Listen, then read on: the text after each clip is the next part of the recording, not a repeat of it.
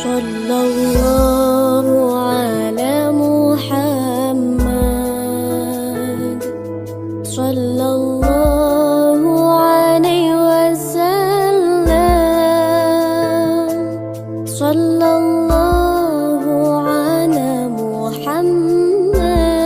Assalamualaikum warahmatullahi wabarakatuh. Mas Udin pergi ke rumah si Mamat, membawa seperangkat alat sholat ke rumah Mbak Isti. Karena jawab salamnya kurang semangat, saya ulangi satu kali lagi. Assalamualaikum warahmatullahi wabarakatuh. Innal hamdalillah nahmaduhu wa nasta'inuhu wa nastaghfiruhu wa na'udzu min shururi anfusina wa min sayyiati a'malina. فمن يهد الله فلا مضل له ومن يضلله فلا هادي له أشهد أن لا إله إلا الله وأشهد أن محمدا رسول الله لا نبي بعده أما بعد. Tahmid dan tasyakur marilah kita limpahkan kepada Allah Subhanahu wa Ta'ala yang mana telah melimpahkan rahmatnya kepada kita semua sehingga kita dapat berkumpul bersama dalam keadaan sehat walafiat. Walaupun hanya lewat layar kaca yang terhubung melalui udara, semoga tidak menjadi penghalang untuk menjaga ukhuwah persaudaraan antar kita semua. Amin amin ya robbal alamin. Dan tak lupa sholawat serta salam marilah kita curahkan kepada Habibana wa Nabiyana Muhammad Sallallahu Alaihi Wasallam yang mana akan membawa kita nanti dari zaman kegelapan menuju zaman yang terang benderang. Allahumma sholli ala Sayyidina Muhammad. Allahumma sholli ala Sayyidina Muhammad. Yang saya hormati Bapak Isnaini SOS SPDI yang selaku dosen muhadarah pada mata kuliah semester 5. Dan tak lupa yang saya hormati Komting FAI KPT semester 5 yang sangat ganteng dan sangat berwibawa. Dan tak lupa kepada seluruh teman-temanku semua senasib seperjuangan yang saya sangat cintai dan saya sangat banggakan. Teman-temanku semua, perkenankanlah saya ingin menyampaikan sebuah pidato yang bertemakan Isra Mi'raj Nabi Muhammad Sallallahu Alaihi Wasallam. Nah, teman-temanku semua, kalian tahu tidak apa itu Isra Mi'raj? Nah, Isra Mi'raj itu adalah perjalanan Nabi Muhammad Sallallahu Alaihi Wasallam dari Mekah Al-Mukarramah menuju ke Masjidil Aqsa yang sekarang disebut Palestina hingga ke Sidratul Muntaha atau langit ketujuh. Nah, teman-temanku, dalam perjalanan Isra Nabi Muhammad SAW diterangkan, diabadikan di dalam Quran surat Al-Isra ayat 1 yang berbunyi, Bismillahirrahmanirrahim. Subhanalladzi usra bi'abdihi lailan minal masjidil harami ilal masjidil aqsa alladzi barakna haulahu linuriyahu min ayatina innahu huwas sami'ul basir. Shadaqallahul adzim, yang artinya Maha suci Allah yang telah mengirimkan hambanya pada suatu malam dari Masjidil Haram hingga ke Masjidil Aqsa yang mana kita telah berkahi sekelilingnya dan kami dapat memberikan tanda-tanda kebesaran kami. Sesungguhnya Allah Maha mendengar lagi Maha mengetahui. Quran surat Al-Isra ayat 1. Nah, teman-temanku semua, sedikit saya ingin bercerita pada perjalanan Isra Nabi Muhammad SAW. Nah, sebelumnya teman-teman pasti tahu ketika seseorang petani menanam sebuah jagung, benihnya itu pasti akan tumbuh menunggu beberapa bulan kemudian. Betul atau tidak, teman-teman? Ya. Nah, namun pada perjalanan Isra Nabi Muhammad SAW ini, Nabi Muhammad menjumpai suatu kaum yang mana kaum itu menanam benih dan benih itu tumbuh pada saat itu juga. Subhanallah. Teman-temanku semua, tahu tidak kaum siapakah itu? Ya, kaum para mujtahid fisabilillah, orang yang mati di jalan Allah. Pada saat itu pula Nabi Muhammad SAW bersama malaikat Jibril mencium aroma bau yang semerbak. Kalian tahu tidak bau harum siapakah itu? Bau harum itu muncul dari Siti Mashyutoh. Siti Mashyutoh itu adalah istri dari Fir'aun, yang mana Siti Mashyutoh itu yang taat kepada Allah Subhanahu wa Ta'ala, yang mana pada saat itu Mashyutoh dihukum oleh Fir'aun. Karena apa? Karena tidak patuh kepada Tuhannya. Pada saat itu Siti Mashyutoh dihukum, dimasukkan ke dalam kuil yang berisikan minyak yang sangat panas dan mendidih. Namun apa yang terjadi? Minyak itu menciptakan bau harum yang semerbak. Karena apa? Karena itu bentuk ketaatan Siti Mashyutoh kepada Allah Subhanahu wa Ta'ala.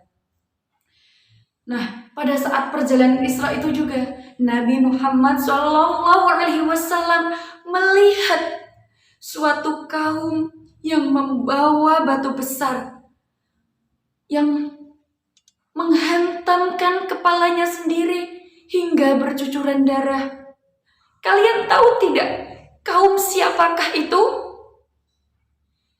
Kaum tersebut adalah kaum orang-orang yang malas mengerjakan sholat. Nah, ayo teman-teman di sini, siapa yang sholatnya malas-malasan? Siapa yang ketika dengar azan bukannya langsung beranjak mengambil air wudhu, malah asik lanjut stalking mantan? Lagi asik ngegame, dengar azan bukannya beranjak, ntar nunggu menang dulu, padahal kalah terus. Siapa lagi yang ketika sholat isya nanti sekalian sholat tahajud, bangun-bangun sudah sholat subuh, nah bangunnya kesiangan pula. Saya yakin dan saya percaya teman-temanku di sini semua pada rajin-rajin sholatnya, pada tepat waktu semua. Amin amin ya robbal alamin. Nah, teman-temanku semua, perlu kita ketahui, kalau ketika kita jalan-jalan ke Bali ataupun ke Jakarta ataupun ke Jogja, nggak asik lah kalau kita tidak membahas tentang oleh-oleh. Betul atau tidak? Ketika temennya lagi pergi ke Bali, mana nih oleh-olehnya dari Bali? Ketika dari Jogja, mana nih khasnya oleh bapiannya? Gitu kan teman-teman? Nah, pada perjalanan Isra Nabi Muhammad SAW, nggak etis juga kalau kita tidak membahas tentang oleh-oleh yang dibawa oleh Nabi Muhammad SAW. Nah, kira-kira kalian tahu tidak oleh-oleh apa yang dibawa oleh Nabi Muhammad SAW? Kurma? Tidak, teman-teman. Bakpia? Tidak, bu teman-teman. Oleh-oleh yang dibawa oleh Nabi Muhammad SAW saat itu adalah sholat 5 waktu. Apa teman-teman? Sholat 5 waktu. Apa saja itu? Duhur, asar, maghrib, isya, dan subuh. Oleh-oleh itu dibawa khusus oleh Nabi Muhammad SAW, yang dibawa untuk umatnya Nabi Muhammad SAW, khusus dibawakan. Masya Allah. Terima kasihlah kita kepada Nabi Muhammad SAW. Karena apa teman-teman? Pada saat perjalanan Isra Mi'raj Nabi Muhammad SAW, Allah memerintahkan umatnya Nabi Muhammad untuk mewajibkan sholat 50 rakaat. Apakah sanggup kalian menjalankan sholat 50 rakaat dalam sehari? Tidak kan teman-teman? menjalankan 17 rakaat itu sudah tepat waktu dan rajin, tidak malas-malasan, itu sudah alhamdulillah. Apabila kita, bagaimana kalau kita suruh benar-benar diwajibkan dalam 50 rakaat itu? Nah, teman-temanku semua, dalam perjalanan Isra Mi'raj Nabi Muhammad SAW ini banyak sekali hikmah yang dapat kita ambil, kita petik dari perjalanannya. Apakah itu? Banyak. Yang pertama, kita harus taat dan patuh terhadap perintah perintah Allah Subhanahu wa Ta'ala. Yang tersebut yaitu sholat 5 waktu. Jangan malas-malasan. Marilah kita jaga bersama sholat kita. Karena apa, teman-teman? Sholat itu adalah tiangnya agama. Ibarat iman itu adalah bangunannya, sedangkan sholat itu adalah penyangganya atau jaganya. Nah, ketika penguatnya itu tidak kokoh, pasti bangunan itu akan roboh. Betul atau tidak, teman-teman? Iya, bangunan itu akan roboh. Maka dari itu, marilah teman-temanku semua untuk menjaga sholat 5 waktu, menjaga iman kita masing-masing, dan jangan lupa dalam perjalanan Isra Mi'raj Nabi Muhammad SAW ini dapat kita petik juga, kita harus mempercayai adanya kejadian Isra Mi'raj yang sangat luar biasa ini. Teman-temanku semua, sebelum saya akhiri, saya ingin menyampaikan sebuah pepatah kata, ungguru mangkol wala tangguru mangkol. Jangan lihat siapa yang menyampaikan, namun lihatlah apa yang beliau sampaikan. Kurang lebihnya dari saya, apabila ada tutur kata ataupun salah dalam penyampaiannya, saya mohon maaf yang sebesar-besarnya. Kelebihan itu datangnya dari Allah, kekurangan itu milik dari saya pribadi. Terima kasih atas perhatiannya, semoga bermanfaat. Wallahul muwaffiq ila aqwamit thoriq. Assalamualaikum warahmatullahi wabarakatuh.